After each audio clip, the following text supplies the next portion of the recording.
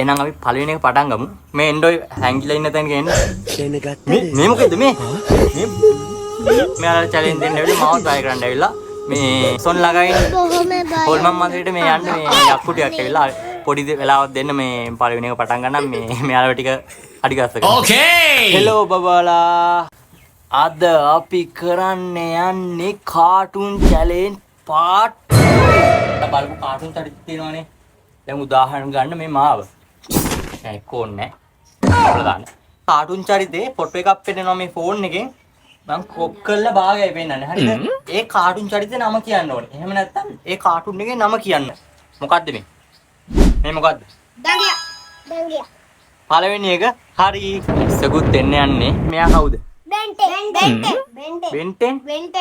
බෙන්ටෙන් කියලා හරි මේ බෙන්ටෙන් එකේ ඉන්න මේ මෙයාගේ දන්නේ නැද්ද ඔයාලා?